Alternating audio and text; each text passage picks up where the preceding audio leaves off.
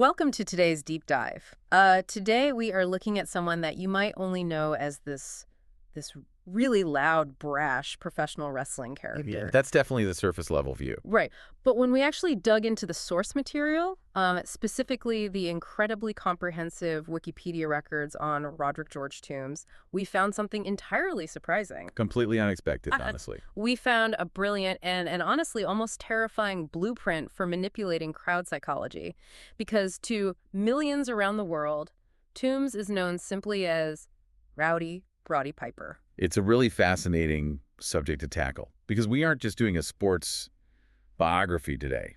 I mean, we're looking at a deeply unconventional life story that holds lessons for anyone trying to capture an audience's attention in a crowded room. And that's our exact mission for you today. We want you to walk away from this deep dive with a masterclass in personal branding, in narrative control, and the creation of a pop culture icon. We're going to explore how a kid from the Canadian prairies built a persona so durable and provocative that it practically took over the world.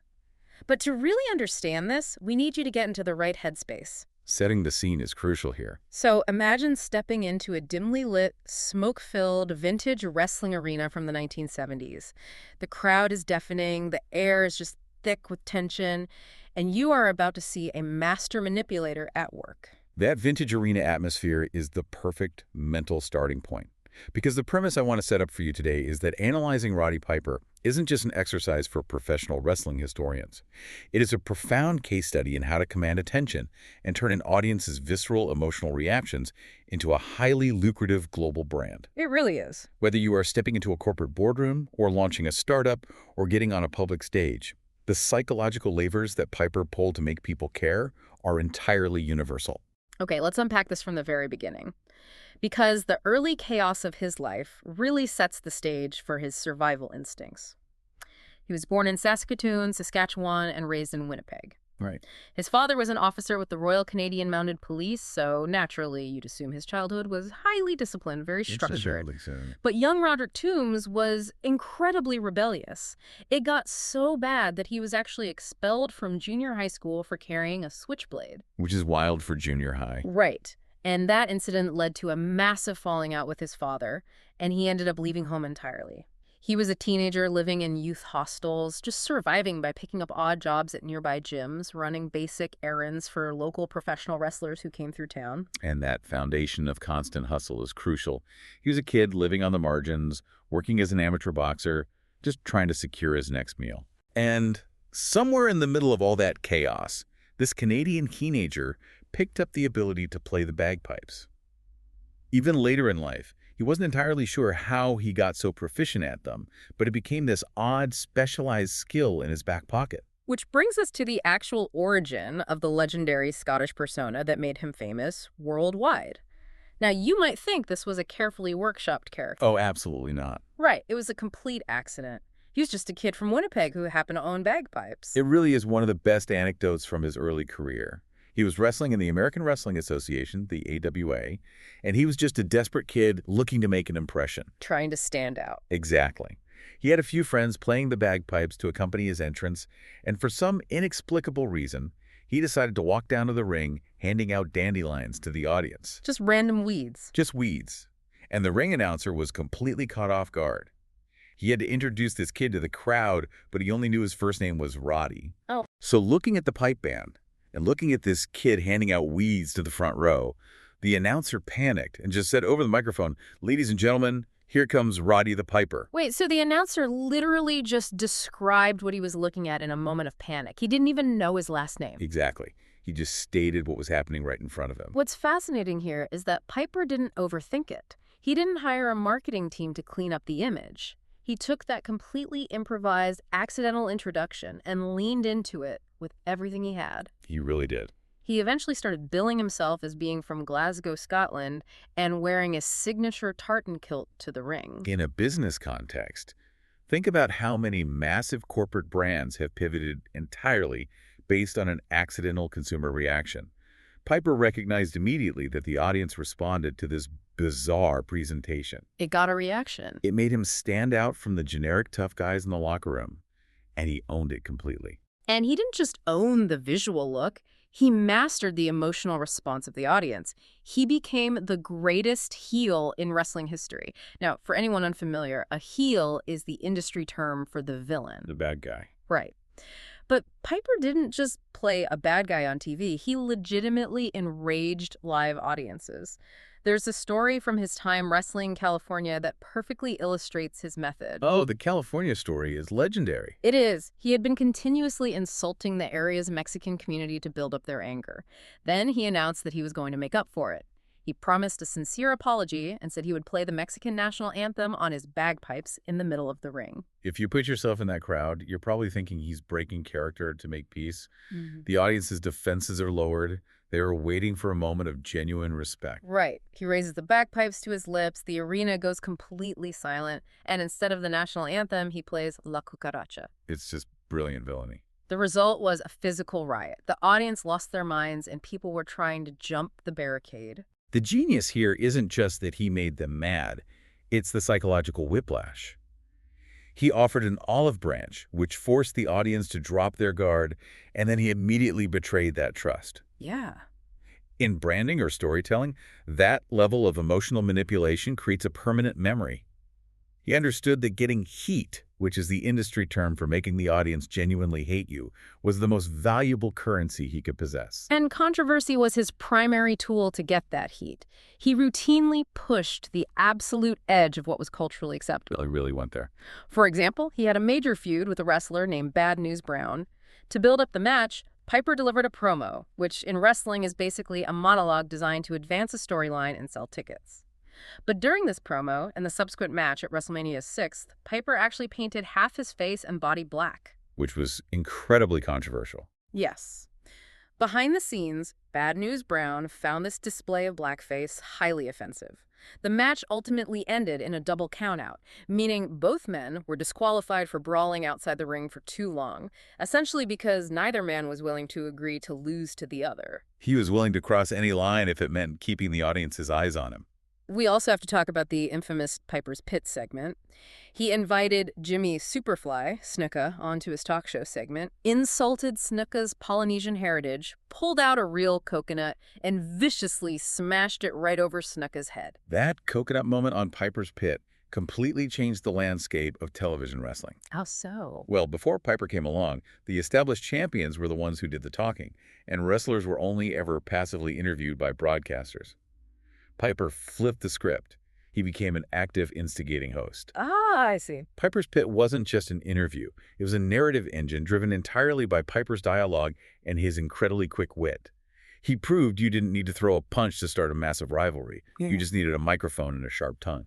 But when the punches were eventually thrown, the physical toll on his body was immense. Playing the villain had very real, very permanent consequences. In 1983, at the Starrcade event, he wrestled Greg Valentine in a brutal dog collar match. Literally chained together by the neck. Yes, chained by the neck.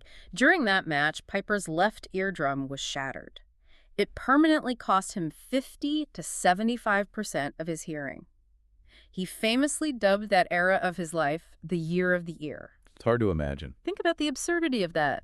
Sacrificing your permanent physical health just to make strangers hate you more effectively. It requires a level of commitment that most people can't even fathom. The audience despised him, but they bought tickets specifically to see him get beaten up. They paid to see him lose. That is the brilliance of his personal brand.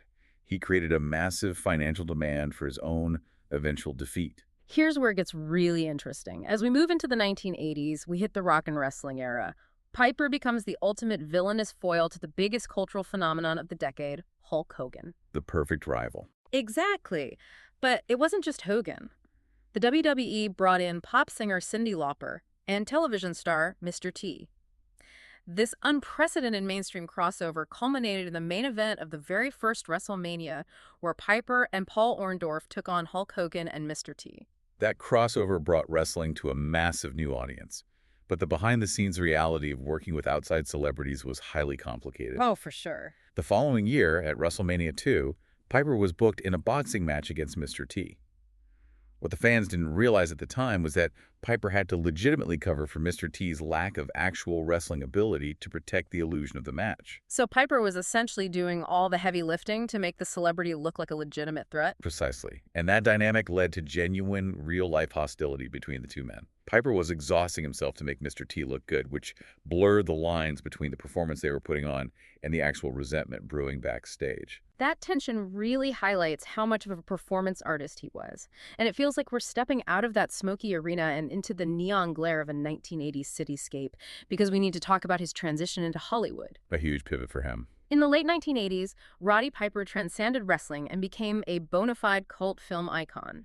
Specifically, he took the lead role as John Nada in director John Carpenter's 1988 science fiction classic, They Live. They Live is a masterpiece of 80s cinema, and Piper was the perfect casting choice because he already knew how to project larger-than-life charisma. There are two incredibly memorable details from that movie that cement his pop culture legacy. First, Piper actually ad-libbed a catchphrase that is still heavily quoted today. I have come here to chew bubblegum and kick ass, and I'm all out of bubblegum. Classic. It's just pure, unadulterated Piper wit improvised on the spot. Second is the legendary fight scene. His character gets into a grueling back alley brawl with actor Keith David over a pair of magic sunglasses. Over sunglasses. Yes. That single fight scene took 3 full weeks to rehearse. Think about how absurd that is. Spending 3 weeks choreographing a gritty, exhausting street fight over eyewear.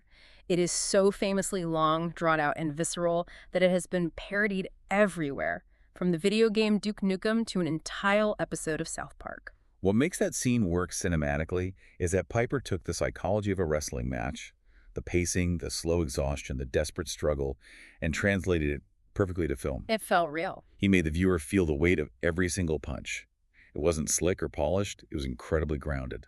But even as he found success as an actor, he always kept one foot in the wrestling world, which resulted in some truly bizarre television spectacles. Fast forward to WrestleMania 12 in 1996. Oh, this is a crazy one. Piper is booked in a Hollywood backlot brawl with a bizarre character named Goldust. The match starts in an alleyway, Goldust runs Piper over with the gold Cadillac and speeds off. Piper then literally chases him in a white Ford Bronco. The white Bronco? Yes. But the WWE didn't just film a staged car chase. They utilized actual aerial news footage from the infamous O.J. Simpson low-speed chase from 2 years prior and broadcast it as if it were Piper chasing Goldust down the California highways. Wait, they just used the literal news footage of a real-life murder suspect's police chase for a wrestling storyline. They did. It was pure, surreal, almost legally questionable entertainment. Wow. But for all the wild spectacle and controversy of his career, Piper's relationship with the fans was deeply profound. In fact, that relationship with the audience literally saved his life. It really did. In 2006, the WWE ran a pay-per-view event called Cyber Sunday. The gimmick of the show was that fans could vote online for different match stipulations and participants.